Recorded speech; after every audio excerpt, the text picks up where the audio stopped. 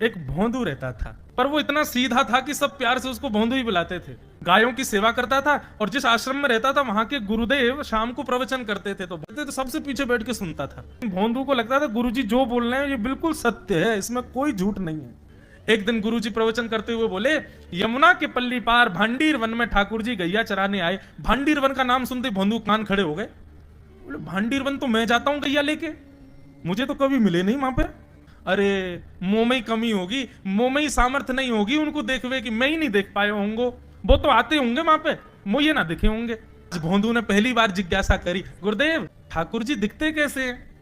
तो गुरुदेव भी हंस गया, अच्छा भोंदू पूछ रहा है, बैठ जाओ बताते हैं। मोर मुकुट पहनते हैं ठाकुर जी, और बोले दो कान हैं लेकिन कुंडल एक ही पहनते हैं। ठाकुर जी ऐसे पुष्प तोड़ के कान के ऊपर लगा लेते हैं, दोनों कानों में एक ही कुंडल को फेर फेर के पहनते। ठाकुर जी पीली पीतांबरी, ऐसी ठाकुर जी पीली पहनते, पीली पीतांबरी। माला कैसी पहनते हैं? ठाकुर जी ऐसी पहनते हैं पूरी पैरों तक जाए। ये देखो गुरु जी कह रहे हैं तो निश्चित है भंडीर वन में आते हैं ठाकुर जी। भोंदू अपनी गैया लेकर के भांडीर वन पहुंच गया। गैया चर रही थी, अब भोंदू ढूंढ रहा है, कभी वृक्ष के नीचे जाके देखे, कभी कहीं देखे, कभी ढूंढे कहीं से चंदन की सुगंधी आ जाए। गुरुजी बता रहे थे उनमें से चंदन की सुगंधी आती है, क्या पता कन्हैया यहीं कहीं हो। इतने भाव से, इतने प्रेम से और इतने भोलेपन से ढूंढने लगा ठाकुर जी को, और ठाकुर जी नहीं मिलते ना तो अपने आप को ही कोसता, मुंह में योग्यता ना होगी यही मारे ना मिल रहे, ठाकुर जी तो यही है। गुरु जी की बात गलत नहीं है, ठाकुर जी तो यही है। उसके उस सहज भाव पर, उसके उस सरल भोंदूपने पर ठाकुर जी रीझ गए। और इतने में ही भोंदू हताश निराश उदास बैठा था, खुद को कोस रहा था, मुंह में योग्यता ना है, मुंह ठाकुर जी मिलना है रहे। इतने में ही देखा सामने से असंख्य गायों का झुंड आ रहा है, और भोंदू ने जैसी उन गायों को देखा, ऐसी गाय कभी देखी नहीं, अलग गाय, सींग चमक रहे हैं, सींगों के ऊपर के भाग में सोने चांदी मढ़े हुए हैं, ऐसी ऐसी सुंदर सुंदर तंदुरुस्त गैया। तभी देख रहा है भोंदू, पीतांबरी पहनी है, गले में वैजंती माला धारण की है, सिर पर पाग पहनी है, एक कान में कुंडल है, मंद मंद मुस्कुरा करके दतुइयां दिखा रहे हैं, कटाक्ष नेत्रों से कभी इधर देख रहे हैं कभी उधर देख रहे हैं, अपनी वेणु को कमर में कस करके गैयाओं के गले में गलवैयां डाल करके श्याम सुंदर भोंदू की तरफ चलते भय आ रहे हैं। ये दृश्य देख करके हाथ पांव कांपने लगे भोंदू के। उसको लगा मेरे पास तो आएंगे ही नहीं, है वहीं से मुड़ जाएंगे, अब मैं उनके पास जाके उनको असहज नहीं करूंगा, यहीं से देख लूं, यहीं से प्रणाम कर लूं। लेकिन जैसे जैसे प्रणाम करके ऊपर देखता, ठाकुर जी और पास आ रहे हैं, और पास आ रहे हैं, और पास आ रहे हैं। जैसे ही ठाकुर जी आकर के बैठे, भोंदू के पास शब्द नहीं है, हाथ पैर कंपित हो रहे हैं, उसको सूझ ही नहीं रहा करूं क्या मैं, इनके लिए क्या बिछाऊं, कहां बैठाऊं। ठाकुर जी ने अपने आप ही भोंदू के गले में हाथ डाली, अरे तेरा नाम कहा है? जैसे ही ठाकुर जी ने नाम पूछा, भोंदू अपना ही नाम भूल गया, बोले मुझे याद ही नहीं मेरा नाम क्या है, पर प्रेम से सब लोग मुझे भोंदू बुलाते हैं। अब तो भोंदू नाम सुनते ही ठाकुर जी ताली दे दे के हंसने लगे, तेरा नाम भोंदू है? बोले हाँ मेरा नाम भोंदू है। और ठाकुर जी आपको अच्छा लगो? बोले हाँ बहुत अच्छा लगो। आपको नाम कहा है? ठाकुर जी बोले तुम वो ना जाने?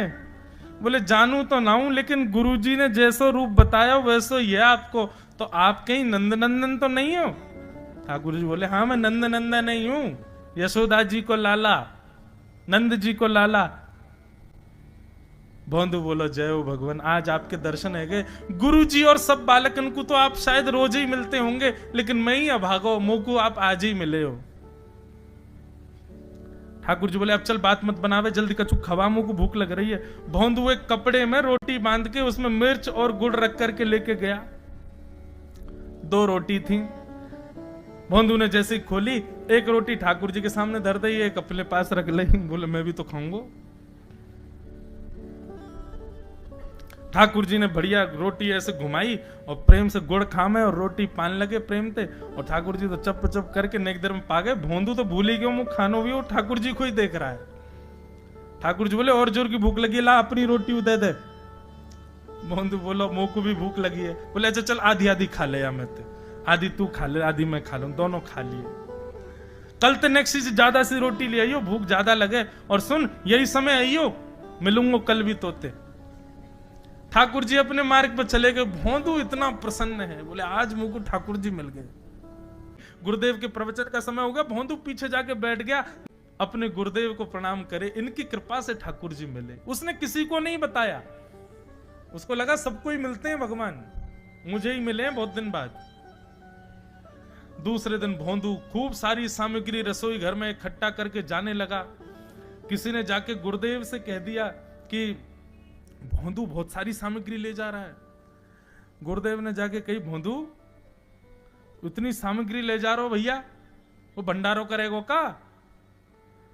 नहीं गुरुजी भंडारो तो नहीं करूंगा, वो नंद नंदन नाम है, वो यशोदा नंदन मदन मोहन वो अपनी गैया चरा के आए, कल भी आए, मेरी रोटी खा गए, मैं भूखो ही रहेगा कल। या हमारे ज्यादा सी ले जा रहा हूं, बेचारे बहुत भूखे आए कल कि उनको पेट भर जाएगा, मैं भी पा लूंगा। या हमारे गुरुजी आज ज्यादा सामग्री ले जा रहा हूं। गुरुदेव ने मन में सोचा ये बात कोई और कहे तो अविश्वास किया जा सकता है, लेकिन भोंदू झूठ नहीं बोलता। भोंदू कभी झूठ नहीं बोलता, भोंदू की बात पर विश्वास करना ही पड़ेगा। गुरुदेव बोले सुन सुन ठाकुर जी आए थे? बोले हाँ। अच्छा उनका रूप कैसा था? जैसा रूप आपने बताया था ना गुरुजी बिल्कुल वैसा, ऐसे कटाक्ष नेत्र मोती जैसे दांत, ठाकुर जी की मुस्कान ऐसी, पाग ऐसी, कान ऐसे। गुरुदेव के तो नेत्र बंद हो गए, वे सब अनुभव करने लगे। लेकिन गुरुदेव बोले रूप कैसा भी बता दे, चरण यदि इसने बता दिए तो मैं मान जाऊंगा कि ठाकुर जी थे। अच्छा तूने चरण देखे? बोले हाँ गुरुजी मैंने चरण देखे। चरण कैसे थे? ठाकुर जी के चरण जब वो चल करके आगे बढ़ते हैं ना तो चिन्ह बन जाते हैं। कहीं ध्वजा बनी थी, कहीं शंख बना था, कहीं कुछ बना था। और उनके जो नखून है ना उनमें से ऐसा लगता है मानो जैसे कोमल का पराग हो, कमल का पराग हो। और चरणों का रंग कैसा, जैसे मानो जैसे गुरुदेव कमल होता है ना, कमल की आकृति, ऐसे ठाकुर जी के चरण।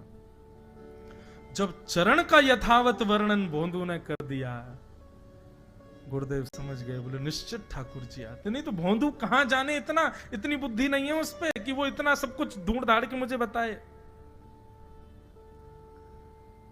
भोंदू एक काम करेगा? बोले हाँ।